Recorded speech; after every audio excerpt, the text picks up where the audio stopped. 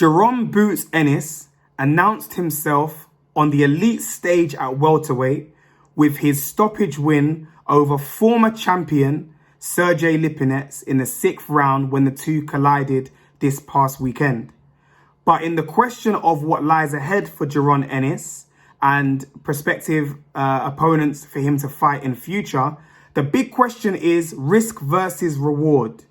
Does he present enough reward for potential opponents to take the risk in fighting him? We're going to talk about that on this video.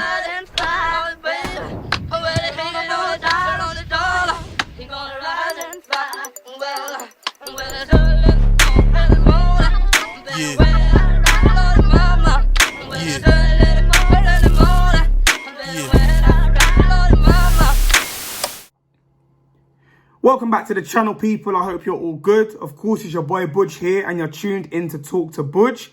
A reminder, you're more than welcome, but you've got to wipe your feet before you come in. And by that, I mean you need to make sure you hit the like button, you hit the subscribe button, and you sign up for all notifications so you're always aware of when a new video drops. Of course, we're dropping content on a daily basis. So to keep up to speed with everything, I want you to sign up. And of course, ultimately, we are building this platform from scratch. And so I need your help to do that, right? This is from the grassroots. This is from the ground up. This is from ground zero.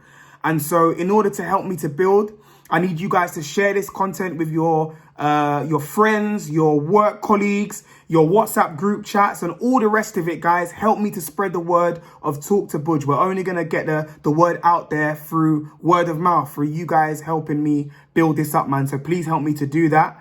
And also, in the comments, share your views, man. Ultimately, this platform was established for you to speak to me. That's why it's called Talk to Budge. I'm giving my perspective on each of the topics that we're discussing in these videos, but I want to hear from you. I want to know what you think as well. Do you agree? Do you disagree? Do you have a different opinion? Let me know in the comments, man. Okay. Anyway, the topic of this video is Jaron Boots Ennis. Now, we saw in his step-up fight, in his first sort of big opponent and a named opponent against Sergey Lipinets, who was a former IBF world champion at 140 pounds, and he's only lost and gone the distance, 12 rounds, with Mikey Garcia, who of course is a 4-weight world champion. This was Jaron Ennis's big step up, ultimately. And he rose to the occasion and did it under the lights in superb fashion, stopping Sergey Lipinets in his 6th round. And to be honest, it was an absolutely dominant performance from the 1st to the 6th round. He was absolutely class, worked expertly. His combinations, the way that he was switching things up, and his blend between sitting down in his punches and boxing from the outside, it was just brilliant. Honestly, a top performance, right? And of course, with that performance, he's put in the whole of the weight division on notice, right? All of the other top ranked welterweights are standing up and paying attention. And if they didn't know about him already prior to that fight, they certainly know about him now. And of course, with that win, he moves to a record of 27-0 with 25 wins coming by way of knockout. And ultimately, the big question is what lies next, or what lies ahead for Jaron Boots Ennis? Because I think it's safe to say that it's not likely that he's going to get a world title opportunity next, okay? The WBO champion, Terence Crawford, is obviously still pursuing a mega fight with Manny Pacquiao. You know, the #1 ranked challenger in the WBO is Shawn Porter, who is also aggressively pursuing a fight with Terence Crawford. So you kind of get the feeling that his next fight in Terence Crawford is going to be one of those two, Manny Pacquiao or Shawn Porter. Then on the other side of the street, you have Errol Spence, who's the unified champion with the WBC and IBF belts. And the rumor is that he's going to be fighting Ugas, who of course has been promoted to WBA super champion after the WBA governing body stripped Manny Pacquiao of the belt because of inactivity. And being that both Errol Spence and your Dennis Ugas are both signed with the PBC, the expectation is that those two are going to lock horns next for a unification bout for those 3 championships. So, like I said, it means that it's unlikely that Jaron Boots Ennis is going to have a world title opportunity in his next fight. And so he has to look for potential other opponents. And the issue is ultimately that the pool for top elite welterweight opposition is very, very small. And you have a lot of fighters who are not going to be fighting for world title fights next, who should really ultimately be fighting each other as eliminators for world title fights. But we're going to get into that in a little while.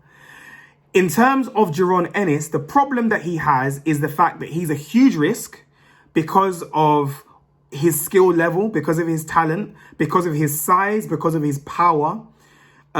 He is a very, very tough and tricky customer to come up against. And Sergey Lipinets found that out firsthand in that fight. He spoke about the fact that it was really difficult to get sparring in the lead up to that fight and in his preparations because of the very unique skill set that Jaron Ennis has. And he said that he knew that going into the fight, it was going to be very tough. He'd watched Jaron Ennis before they had agreed to fight. And he said as soon as he saw him, like, this guy is very unique. He is in a league of his own. And he found that out firsthand in that fight because he didn't have answers for what Jaron Ennis presented to him. So ultimately, I believe that would be the case for a load of other welterweights in the division. He's got the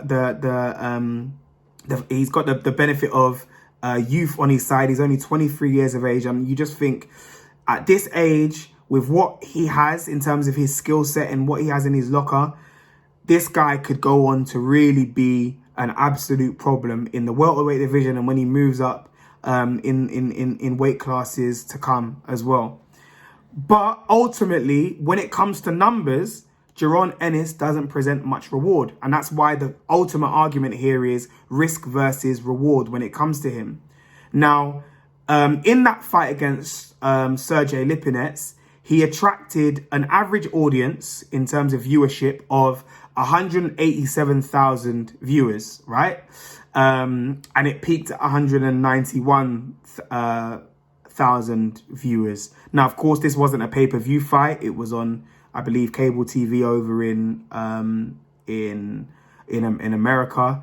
And his previous fight on Showtime, that is Jaron Ennis, did 126,000 views with that was against Juan Carlos Abreu on September 19th, which he won by 6th round stoppage. So the viewership of this fight versus Sergey Lipinets was considerably higher than his previous fight against Juan Carlos Abreu, but ultimately it's still not huge numbers. And of course, you can argue that it is still very positive in terms of the increase in viewership of this fight because he was also competing with ESPN's main event, which was Joe Smith Jr. and Maxim Vlasov, who were, of course, fighting for the vacant WBO light heavyweight world title. And they peaked at 541,000 viewers. With like 506,000 on average, right? So they had much higher viewership than the Showtime telecast. But ultimately, when you look at those numbers and when you compare them, whilst there is definitely an improvement fight on fight, Jaron Ennis isn't doing huge numbers, right? He still is a relatively unknown entity and someone who is really only known to the purest of boxing fans, ultimately. So with that being said, when it comes to the reward in potentially fighting him, it's not going to be particularly great because he doesn't draw huge audiences.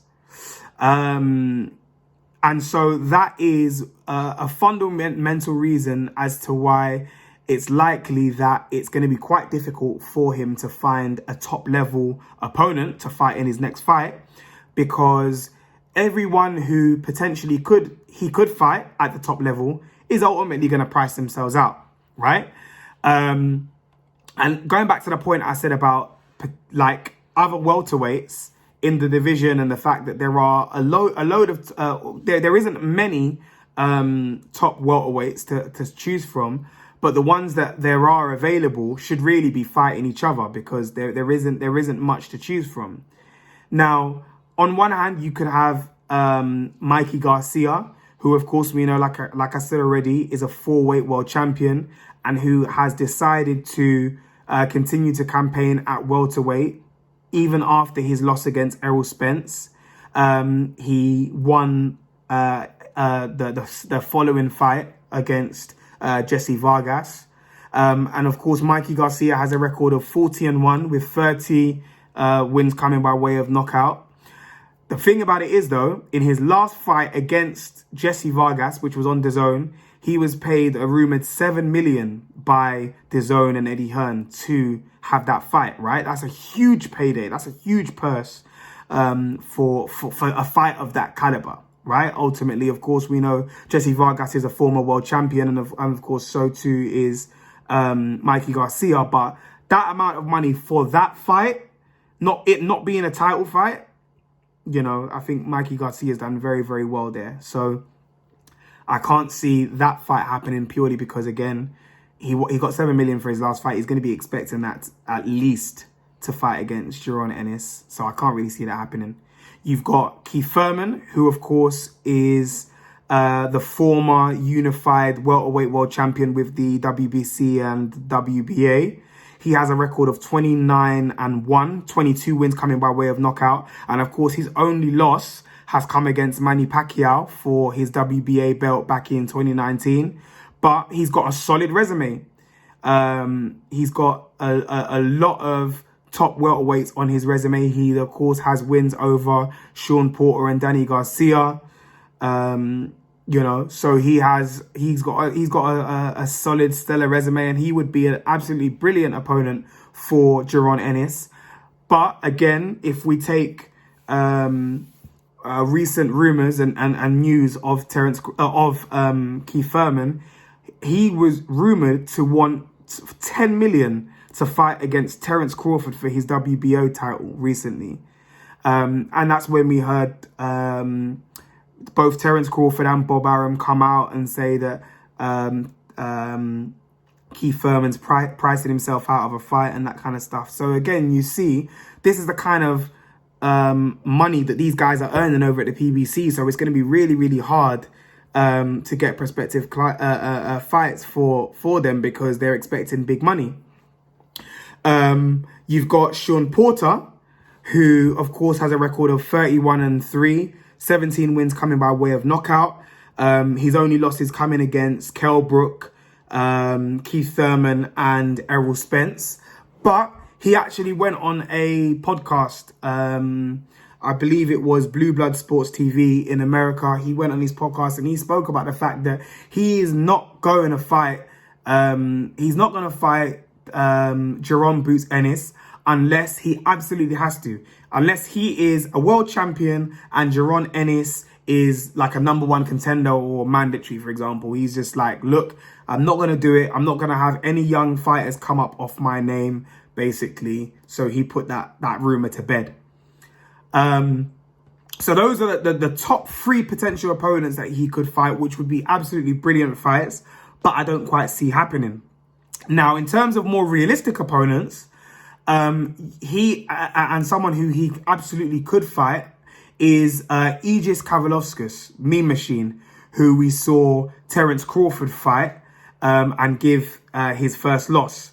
So Meme Machine has a record of 22-1, 18 wins coming by way of knockout. And of course, like I said, he only has 1 loss to Terence Crawford. And whilst it is a bit debatable, some people feel that he dropped Crawford in that fight with a flash knockdown that wasn't counted. So there's a nice backstory there in that Terence Crawford is the only person to beat him. He's well ranked. And in terms of finance, I don't think that he is an opponent that would demand too much money ultimately. And the other thing is that both Mean Machine, Aegis Kavalauskas, and Jaron Ennis both have a common opponent in Juan Carlos Abreu. So like I said earlier on in the video, that was Jaron Ennis' previous fight before Sergey Lipinets, and he stopped him in the 6th round as well. And Juan Carlos Abreu went the full 12 rounds with Mean Machine. So again, you've got a bit of a backstory that you can build into that. The other potential opponents that he could fight that I'm not too keen on are potentially Jamal James, who has a record of 27-1 with 12 wins coming by way of knockout. He obviously went the distance with Yordenis Ugas, and he beat Thomas Delorme in his last fight. And the other potential opponent you have is Ray Robinson, who has a record of 24-3, 12 wins coming by way of knockout. He hasn't had great performances in his last 2 fights. So he's drawn both against Mean Machine and against Josh Kelly, of course. But the backstory there is the fact that he is the last guy to have a win over Terence Crawford in the amateurs. So a nice little story there. And again, someone who I don't think would represent much in terms of money-wise. I don't think he's going to ask for too much. So those are probably a bit more realistic for Jaron Ennis in terms of where he's at the moment. Of course, people are already starting to begin the rumours linking him with Virgil Ortiz, both of them young, up-and-coming fighters in the welterweight division. And I think that is the super fight to be had in years to come. But I don't see either one of their promoters or their teams pushing them both in the direction of each other. I think they see the value in holding out on that fight and waiting for that to build further down the line. Ultimately, I would love to see Jaron Ennis in there with Keith Thurman. That is the best opponent I would like to see. But like I said, in terms of finances, Jaron Ennis doesn't present the reward that these guys are going to be looking for. He was asking for, Keith Thurman is asking for 10 million for the Terence Crawford fight. And I mean, if Bob Arum and Top Rank and Terence Crawford can't front up that money for someone who's of the stature of a Terence Crawford, then I can't see Jaron Ennis being able to, and his team being able to front up the kind of money that it would take to convince Keith Thurman that it's worth his while ultimately. So I do think that a more likely direction is the fight with Mean Machine in Aegis Kavalauskas. And hopefully we can see that fight happening. Ultimately, I want to see Jaron Ennis in there and continue to fight top 10, top 5 opposition. If he can get former champions, then so be it. And just to keep knocking on the door, man, until one of these top guys give him the opportunity, until he works himself into contention at mandatory or #1 contender position. But I just think that this guy has all the goods to be world champion at welterweight one day. And I think he just needs to bide his time. Ultimately, he's still young at 23 years of age. I think he absolutely will become world champion. I think he's got all the tools and the goods to do so. I think it's ultimately just a matter of timing. But in the interim, he does need to fight other top level opposition and continue to push for those top level fights at the end of the day. But that's my thoughts on the matter. Like I said, I want to see him versus Keith Thurman in his next fight. I don't think that's going to happen. I think it's more likely that he fights Mean Machine. Either way, I'm not too fussed. I just want to see him back in the ring again, fighting against top 10 opposition. Let me know what you think in the comments. Do you agree? Do you disagree? Who do you think is likely to be Jaron Ennis' next opponent? Let me know your thoughts. A reminder, make sure you hit the like button, hit the subscribe button, sign up for all notifications so you always know when a new video drops. And I'm going to catch you on the next video. Good, over and out.